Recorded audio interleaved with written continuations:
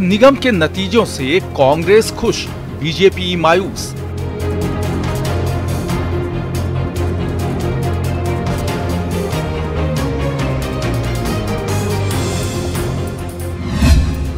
दो निगमों में कांग्रेस का बोर्ड एक में बढ़त।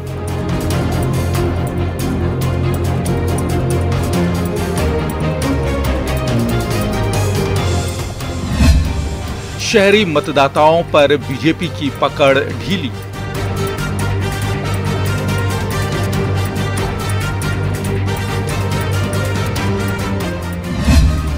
गहलोत के गणित का जादू या बीजेपी की नौका कमजोर।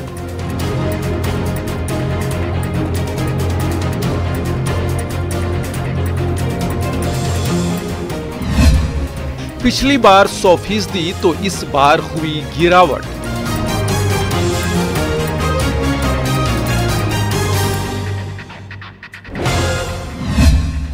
कांग्रेस की सेना मजबूत या बीजेपी का किला कमजोर।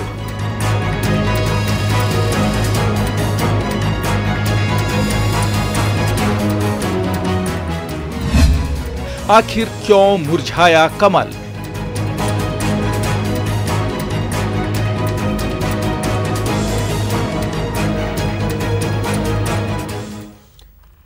स्वागत है आप सभी का। आप देख रहे हैं प्राइम डिबेट। आपके साथ मैं हूं स्वप्निल। 6 नगर निगमों के चुनाव में सीएम गहलोत की रणनीति काफी हद तक कामयाब रही है। 2 निगमों में कांग्रेस का बोर्ड बना है, जबकि एक में कांग्रेस बोर्ड बना सकती है। जयपुर, जोधपुर और कोटा जैसे बड़े शहरों के नगर निगमों पर भाजपा का कब्जा रहा करता था, लेकिन इस बार गहलोत सरकार ने बड़े शहरों में निगमों को 2 हिस्सों में बांट दिया, जिसके चलते कांग्रेस ने जोधपुर, कोटा में एक एक निगम भाजपा से छीन लिया। कोटा में दूसरे निगम में मामला टाई है। अब गेंद अन्य के पाले में जा चुकी है। वहीं राज्य में सरकार होने के नाते इसका लाभ कांग्रेस को मिल सकता है।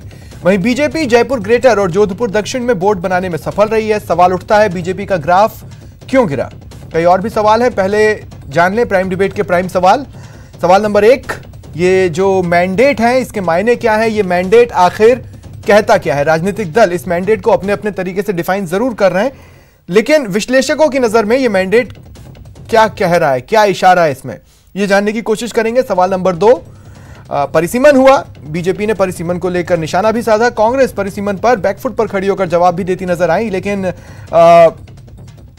फायदा तो कांग्रेस को जरूर हुआ है परिसीमन के बाद, इससे इनकार नहीं किया जा सकता। तो क्या परिसीमन ने सचमुच गणित बदला है? और सवाल नंबर 3, दोनों ही दलों के लिए, दोनों के ही दलों में अपने अपने हिस्से की जीत और अपने अपने हिस्से की हार आई है, लेकिन इस हार जीत का जिम्मेदार उनके लिए कौन है?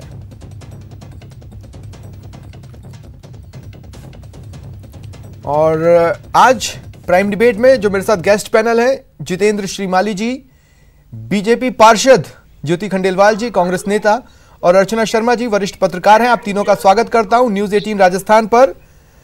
जितेंद्र जी, सबसे पहले तो आपको 2 बातों के लिए बधाई। एक तो जहां से आप पार्षद बन के आ रहे हैं वहां पर आपका बोर्ड बन रहा है, इसलिए आप बाड़ाबंदी से बच गए और डिबेट में आ गए। और दूसरी बात, दूसरी बधाई इसलिए कि भाई ग्रेटर तो आपके हिस्से में आया ही आया है। क्या मैं भावी मेयर से बात कर रहा हूं? देखिए, सबसे पहले तो ये बता देता हूं कि भारतीय जनता पार्टी ने इन चुनाव में बहुत अच्छी परफॉर्मेंस दी है और बहुत अच्छा जनता का समर्थन मिला है। परंतु जहां तक जो आप अभी जिस प्रकार की हेडलाइन चल रही थी, ये बिल्कुल सही है कि कांग्रेस सरकार ने अपने शक्ति का प्रयोग करके, अपने सरकार के पावर्स का दुरुपयोग करके जिस प्रकार से परिसीमन किया। आप देखिए, जयपुर के अंदर गोविंद देव जी के मंदिर को मोती मुक्ति गणेश जी के मंदिर से अलग कर दिया, अलग बिल्कुल दो भागों के अंदर जयपुर शहर को बांट दिया। अपन सीरियस बातों की ओर जा रहे हैं, लेकिन उससे पहले आप एक तो आपने मेरी बधाई स्वीकार नहीं की, और दूसरी बात आपने मेरी इस बात का जवाब नहीं दिया कि क्या मैं भावी मेयर से बात कर रहा हूं। जितेंद्र जी, बिल्कुल बधाई स्वीकार। इतनी नाराजगी क्यों मुझसे? नहीं, मैं मेयर तो बन नहीं सकता, क्यों? ओबीसी महिला है, इसलिए मेयर तो मैं बन नहीं सकता दोनों जगह ही। ठीक है, इसलिए वहां भी हेरिटेज में और ग्रेटर में दोनों जगह ओबीसी महिला रिजर्व है। ठीक है, इसलिए वो तो नहीं है। हाँ, ये बात सही है। ये बात सही है कि आपकी बधाई स्वीकार करने के बाद में मैं अपनी बात पे आता हूँ। हाँ, कि थैंक यू। जयपुर के अंदर जिस प्रकार से एक अच्छा वातावरण था और जिस प्रकार से अच्छा सब कुछ चल रहा था, परंतु सरकार ने अपनी शक्ति का दुरुपयोग करके जिस प्रकार से परिसीमन किया है, यह बहुत ही दुर्भाग्यपूर्ण है। राजस्थान, जयपुर की जनता का विकास हमने देखा कि पिछले 1 साल से वैसे भी रुका हुआ था और अब इस परिसीमन के बाद में ये इस विकास में और गिरावट आएगी। क्योंकि आप ये देखिए कि जिस प्रकार से परिसीमन किया गया, 5,000 का एक वार्ड और एक जगह 11,500 का वार्ड, एक वार्ड, तो ये अपने मनमर्जी से जातिगत और रीजनल इक्वेशंस के आधार पर जिस प्रकार से कांग्रेस ने अपने मनमर्जी से बनाया है परिसीमन, तो आपने परिसीमन पे निशाना साधा। मैं उसी का जवाब लेकर उसी का सवाल लेकर आपके पास आऊंगा, लेकिन उससे पहले मैं ज्योति जी को भी शामिल कर लेता हूं डिबेट में। ज्योति जी, मुझे नहीं पता ये पॉसिबल है या नहीं है, मैं बहुत सारे गणित तो नहीं समझता, लेकिन क्या मैं हाइब्रिड रास्ते से बन सकने वाली मेयर से बात कर रहा हूं?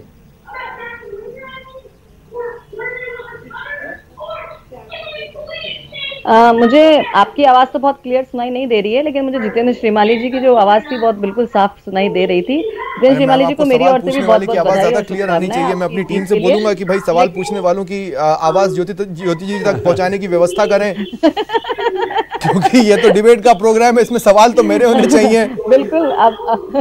लेकिन ज्योति जी, मैंने आपसे क्या पूछा, मैं ये पूछ रहा हूँ, देखिए क्या मैं हाइब्रिड रास्ते से बन सकने वाली मेयर से बात कर रहा हूँ? देखिए, मैं फिर कहना चाहूंगी जो बात जितेंद्र श्रीमाली जी ने कही कि पहली 2 बातें हैं इसमें कि ओबीसी महिला, दोनों तरफ महिला महापौर जो है वो है, और मैं ओबीसी महिला कैटेगरी में नहीं आती हूँ, इसलिए ऐसी कोई संभावना नहीं है। और दूसरी तरफ मुझे लगता है कि हाइब्रिड की संभावनाएं भी नगण्य है, क्योंकि ओबीसी जो महिला जो कैंडिडेट्स है वो जीत करके आई हैं, हेरिटेज में भी जीत करके आई हैं, और जगह भी हमने देखा है कि जो कैटेगरी जो रिजर्व्ड है महिलाओं के लिए, वहां पर पार्षद जो है वो जीत करके आए हैं। तो मुझे लगता है इसकी संभावनाएं बिल्कुल नगण्य है, हाइब्रिड की भी और मेरे बारे में जो आपने बात कही उसके लिए भी। लेकिन मैं ये जरूर जो अभी श्रीमाली जी जो बात कह रहे थे, मैं ये कहना चाहूंगी कि आप काफी सीरियस बातें हम सबने आपस में की हैं, जिसमें हमने परिसीमन को भी कवर किया, हमने चुनावी मुद्दों को भी कवर किया, और अंत भला तो सब भला। और सबसे बड़ी बात यह है कि राजनीतिक दल अपना अपना भला तो खोज ही लिए हैं आज के आंकड़ों में। इसलिए बहुत गूढ़ बातों में जाने से पहले मैं चाह रहा था कि थोड़ा लाइट मूडेड हम चालू करें, और अब मैं थोड़ा सा सीरियसनेस की ओर जाता हूं और शुरुआत करूंगा अर्चना शर्मा जी आपसे। अर्चना जी, चुनाव चाहे जितने भी छोटे हो, पर उस समय के पब्लिक के मूड का एक खाका तो खींचते हैं, इन चुनावों ने भी वो खींचा है। बिल्कुल सर, जैसे अगर आज हम देखें 2 साल हो चुके हैं जो स्टेट असेंबली इलेक्शन से, दिसंबर 2018 में कांग्रेस की सरकार फॉर्म हुई थी, तो ये हम बोल सकते हैं कि अभी जो है जनता का मूड 2 साल में किस तरफ जा रहा है वो हमें दिख रहा है। और जिस तरह से जनता जनार्दन ने सामने एक मैसेज दिया है, उसने यानी किसी के साथ भी अभी वो धोखा नहीं किया। जैसे कांग्रेस का भी अगर हम देखें तो 2 वोट स्पष्ट रूप से बनते नजर आ रहे हैं, या फिर परिसीमन पर वोट दिया, मतलब परिसीमन का वो एक्सप्लेनेशन जो बीजेपी दे रही है उस पर वोट दिया। सर, परिसीमन से डेफिनेटली फायदा हुआ है, इसमें कोई दो राय नहीं है। परिसीमन अगर हम देखें जिस तरह से जयपुर हेरिटेज में जो जिस तरह यानी जो बाइफिकेशन था, जयपुर हेरिटेज में डेफिनेटली कांग्रेस को फायदा हुआ है, जयपुर ग्रेटर में बीजेपी को फायदा हुआ है। तो ये वाली चीजें तो शायद मुझे लग रहा है कि एक दूरदर्शिता थी इसमें। अगर बोले तो गहलोत जी को जादूगर कहा जाता है, तो उन्होंने शायद पहले ही ये चीजें देखकर एक अनुमान लगा लिया था सिचुएशन का। और जो 2-2 बोर्ड्स हर जगह बने, तो ये हम कह सकते हैं कि एक सोची समझी बहुत अच्छी रणनीति थी जिसका फायदा हुआ है कांग्रेस को। जिस तरह से जोधपुर दक्षिण में देखें हम, कोटा दक्षिण में जो ठीक है। अर्चना जी, जितेंद्र श्रीमाली जी, आपने परिसीमन से बातचीत चालू की। आज मैं दिन भर बीजेपी के लीडर से इस सवाल को पूछता रहा हूं और मैं पूछ के बोर नहीं हो रहा हूं, लेकिन मैं वो दोबारा पूछ के आपको जरूर बोर करूंगा। मैं ये पूछना चाहता हूं कि एक तो आप कांग्रेस के जाल में फंसे, आपने एकाएक अल्पसंख्यक चेहरे जिनको आप टिकट देते हैं उनकी संख्या बढ़ा दी, और दूसरी बात यह कि आप कहते हैं हमें सबका साथ मिलता है, लेकिन फिर आप इसी बात को, परिसीमन वाली बात को कह के ये साबित कर देते हैं कि नहीं, आपको सबका साथ नहीं मिलता। देखिए, सबसे पहले तो बीजेपी ने इस बात की शुरुआत करी, हमने जो अल्पसंख्यक वर्ग है इसके अंदर भारतीय जनता पार्टी का काम बड़ा है, इसमें कोई दौरा नहीं है। और हमने अब की बार टिकट 17 टिकट भी दिए, वही, और ऐसा नहीं है पर आप फंसे, आप उलझे, आप कांग्रेस की जाल में फंसे, पूरे जयपुर आप उनकी पिच पर जाकर खेलना चाहते थे, आप बोल्ड हो गए। उलझे नहीं है, इसको उलझना नहीं बोलते हैं, इसको उलझना नहीं बोलते हैं, क्योंकि ये तो विधानसभा चुनाव में भी हमने देखा था। इस ग्रेटर वाले, ये जो हेरिटेज वाला जो क्षेत्र था, यहाँ पर 4-4 एमएलए इनके जीत के आए, रफीक खान जीत के आए, अमीन साहब जीत के आए, महेश जोशी जीत के आए, और प्रताप सिंह। उसके बावजूद केवल बीजेपी कांग्रेस में कोई फर्क नहीं हुआ। 4-4 मंत्री हैं, 2 एमएलए हैं, 2 मंत्री हैं, उसके बावजूद वहां पर कोई ज्यादा फर्क नहीं है। परंतु हम ये देखें, क्योंकि ये फर्क नहीं होना इस बात का संकेत देता है कि ये जो चारों जनप्रतिनिधि बिल्कुल नकारा है। ये राजस्थान की, ये जयपुर की जनता ने इस बात को फिर बता दिया है। आप बीजेपी और कांग्रेस की जो सीटें हैं, इतने सारे अल्पसंख्यक वर्ग होने के बावजूद दूसरे पॉइंट पर लागू करते हैं। जितेंद्र जी, इसी पॉइंट को अपन कोशिश करते हैं दूसरी निगाहों से देखने की। मैं जोधपुर की बात करता हूं। जोधपुर में एक तरफ तो कांग्रेस ने एक तरफा बोर्ड बना लिया, दूसरी तरफ वैसी फाइट है जैसी ग्रेटर में है, तो वहां कौन नकारा है?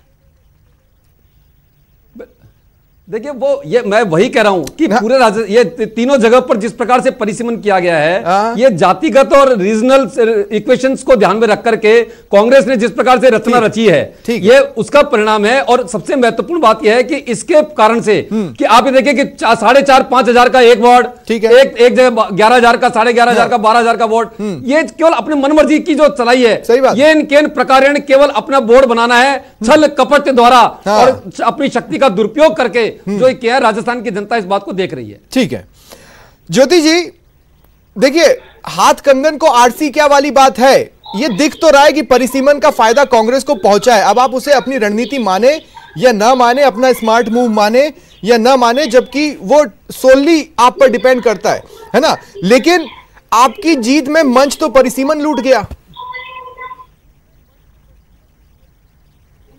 नहीं, मैं ये कहना चाहूंगी, अभी जितेंद्र शिमाली जी जैसे कह रहे हैं, मेरे को आश्चर्य होता है, क्योंकि पूरे कैंपेनिंग में भी मैंने ये देखा, उस दौरान भी मैं टीवी चैनल की डिबेट्स पर भी आई, वहां भी बीजेपी के प्रवक्ताओं से कई बार आमने सामने चर्चा की बात जो है वो हुई। और तीनों जगह बीजेपी का बोर्ड होने के बाद इन्होंने कभी भी अपने बोर्ड की उपलब्धि के बारे में कोई चर्चा नहीं की, किसी तरह की अपनी क्या उनके कार्यशैली रही, क्या उन्होंने किया जनता के लिए, इस बारे में कोई चर्चा नहीं की। इनको शायद पहले से ही आभास हो गया था कि कांग्रेस की जिस तरीके से मन जो जनता के प्रति जो जिस संवेदनशीलता जो दिखाई है, कोरोना के समय पर जो दिखाई है, माननीय मुख्यमंत्री के नेतृत्व में जो काम हो रहे हैं, जिस तरह से विकास के काम, हजारों करोड़ के विकास के काम हो रहे हैं जो उस समय नहीं हो पा रहे थे, तो इनको एक एहसास सा हो गया था कि हाँ, हम यहाँ पर बोर्ड नहीं बनाने जा रहे और हमें करारी शिकस्त जो है वो मिल सकती है। तो इन्होंने पहले से ही एक बहाना अपने अंदर तैयार करना शुरू कर दिया। मुझे समझाने की कोशिश कीजिए, मुझे समझाने की कोशिश कीजिए, जयपुर के दोनों नगर निगम के वार्ड संख्या अगर मैं मिला लेता हूं तो 150 में से लगभग 130 बीजेपी के खाते में गए। मतलब पूरे शहर का इन टोटलिटी तो मूड आपके साथ नहीं था, इन टोटलिटी।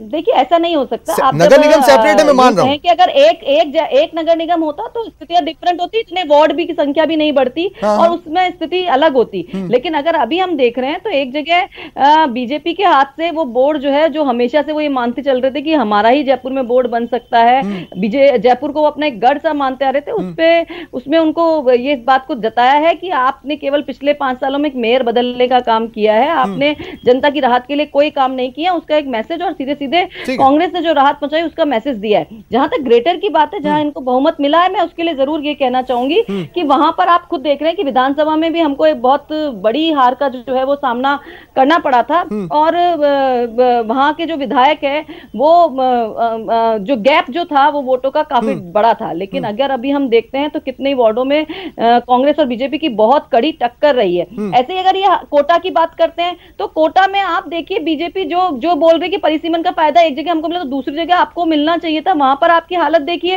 कांग्रेस ने इतनी करारी आपको टक्कर दी कि वो बराबरी पर आकर के खड़ी हो गई और वोट बनाने की तैयारी कर रही है। जोधपुर में स्थिति पलट गई, स्थिति में आप जोधपुर में स्थिति पलट गई, जिनका जो क्षेत्र था वो वहीं चमका और इस मामले में वहां पर आपने जिनको फ्री हैंड दिया था वो 50-50 में रह गए, वो फिर अपने आप को सचिन तेंदुलकर साबित नहीं कर पाए। कहां पर? जोधपुर में। कहाँ के लिए बोल रहे हैं? जोधपुर। देखिए जोधपुर में भी अगर हम जोधपुर ही बोल रही हूँ मैं भी। जोधपुर की बात करें ना, बिल्कुल। देखिए जोधपुर में भी आप अगर देखेंगे तो जिस तरीके से जोधपुर उत्तर में एक तरफा कांग्रेस की लहर नजर आई है, आप कैसे सिर्फ इस बात को सिर्फ परिसीमन से जोड़ सकते हैं? मुझे लगता है किसी भी राष्ट्रीय पार्टी परिसीमन होना एक प्रक्रिया है, और अगर 2 नगर निगम बनाए गए हैं तो वहां पर हेरिटेज जो है, हेरिटेज बहुत अलग हिस्सा है, ग्रेटर बहुत अलग हिस्सा है। आपकी बात आ गई। अर्चना शर्मा जी, मैं आपके पास आ रहा हूँ। अर्चना शर्मा जी, मैं आपसे पूछना ये चाहता हूं कि क्या हमें इस मैंडेट के मायने निकालते वक्त इस बात को मद्देनजर रखना चाहिए कि अभी कांग्रेस जिला के स्तर पर या एकदम ग्रासरूट स्तर पर अपने संगठन को रिस्ट्रक्चर कर रही है, कर नहीं पाई है, लेकिन फिर भी इस तरह के नतीजे आए हैं? क्या हमें इस बात के मद्देनजर भी इस मैंडेट के मायने खोजने चाहिए?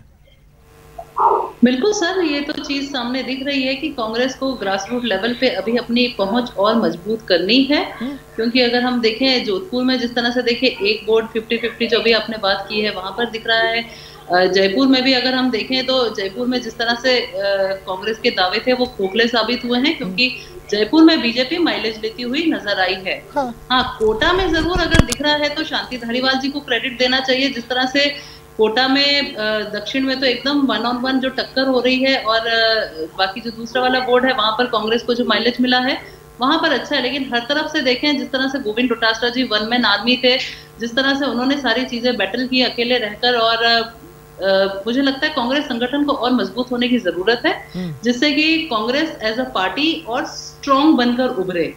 तो ये जो अभी म्यूनिसिपल कॉर्पोरेशन इलेक्शंस है, ये एक काफी अच्छा मुझे लगता है एक लिटमस टेस्ट था दोनों पार्टीज के लिए, और जो जनता ने मैसेज दिया है वो दोनों पार्टीज को डीकोड करना चाहिए कि कहां पर उनकी पकड़ कमजोर है, कहां पर उनको किस तरह से कितना स्ट्रॉन्ग रहकर अपनी प्रेजेंस मार्क करानी है। अच्छा, क्या इस बात से कोई अंतर पड़ता? जैसे आज कोटा में भवानी सिंह राजावत काफी गुस्से में थे, वो अपनी बातों को बेबाक बोलने के लिए जाने भी जाते हैं। उन्होंने कहा कि अगर वसुंधरा राजे एक्टिव होती तो कोटा में स्थिति बदल जाती। दूसरी बात यह कि कांग्रेस की जो कमी बेशी रही है, क्या उसको सचिन पायलट पाट पाते? सर, ये इस इलेक्शंस का जो एक सबसे बड़ा मुद्दा था वो यही था कि 2 दिग्गज लीडर्स जो थे वो इस इलेक्शन से बहुत दूर थे। पहली थी वसुंधरा राजे बीजेपी की तरफ से, और दूसरे सचिन पायलट जो कांग्रेस की तरफ से। दोनों के पोस्टर्स नहीं थे, दोनों कहीं इलेक्शन ऑफिस अपने स्टेट हेडक्वार्टर ऑफिस में दोनों दूर दूर तक नहीं दिखे।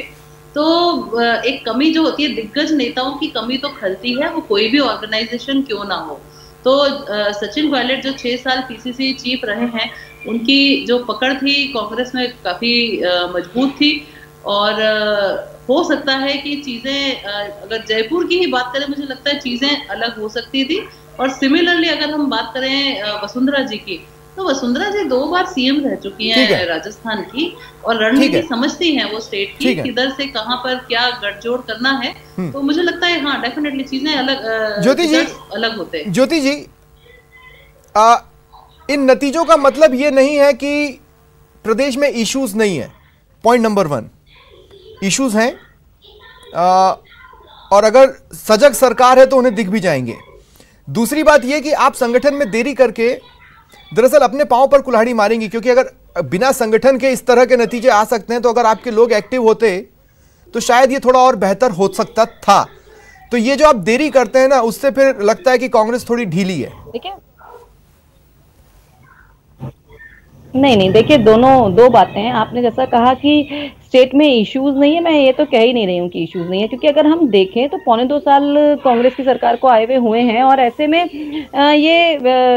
और कोरोना का जो ये गंभीर संकट जो वैश्विक महामारी के रूप में आया है, तो वो उसमें आर्थिक स्थिति स्टेट गवर्नमेंट की भी खराब हुई। बहुत सारी राहत, बहुत सारा ये सब पहुंचाना, राशन पहुंचाना, लोगों को घरों तक पहुंचाना, उनके पास सुविधाएं मुहैया कराना, एक बहुत चैलेंजिंग काम था। लेकिन आप ये देखिए, इस काम में जब अगर सरकार संवेदनशीलता के साथ काम नहीं किया होता तो लोगों में बहुत आक्रोश होता, बहुत रोष होता, जो प्रकट होकर के आता। लेकिन लोगों में सरकार के प्रति इस तरह का रोष और आक्रोश का कोई मैंडेट जो है वो नजर नहीं आता है तीनों ही शहरों में।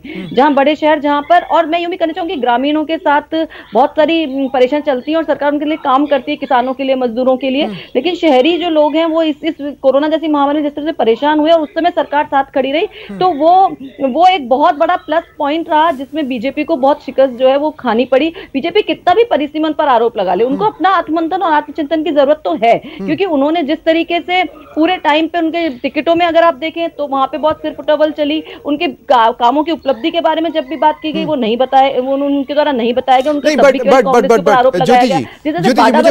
ज्योति जी मुझे बताइए, जयपुर में से एक आपके पास आ रहा है, मतलब आपके बागियों के साथ, और दूसरा आपके हाथ में नहीं है, ठीक है। जोधपुर में एक आपके पास है, एक आपके पास नहीं है।